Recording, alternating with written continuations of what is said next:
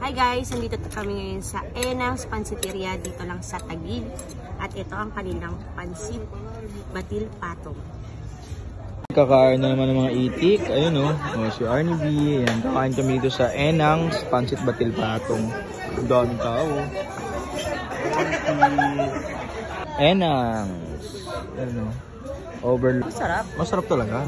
Enang's yan eh. Hi guys, nakatikim na ba kayo ng pansit batil patong? Or nabubutot sa lingwahe ng mga Itawis? Anong karne yan, sir? Giniling po ng kalabaw. Giniling na kalabaw. Sarap.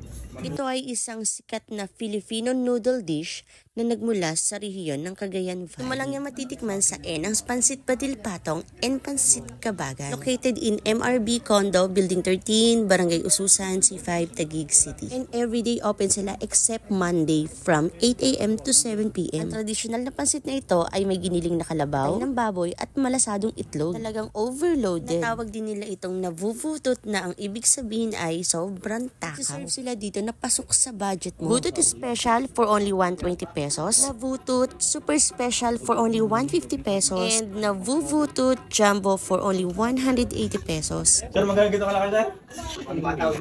1,000. Yes, tama ang nakikita nyo. Meron din sila ditong party bilao.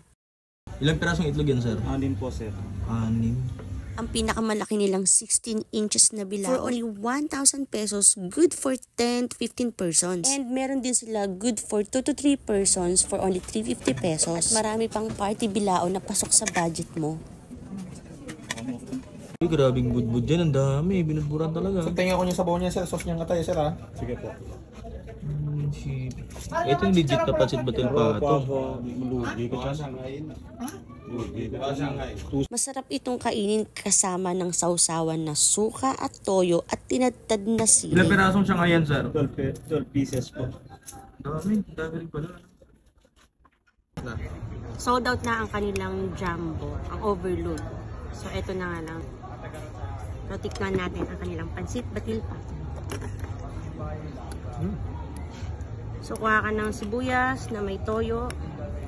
And sabi nga ni Boss M, itappings mo lang yan. Yan.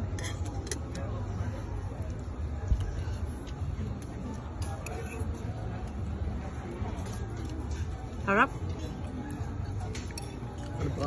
And yung toppings nila guys, meron pang lumpia, may lechon, may egg,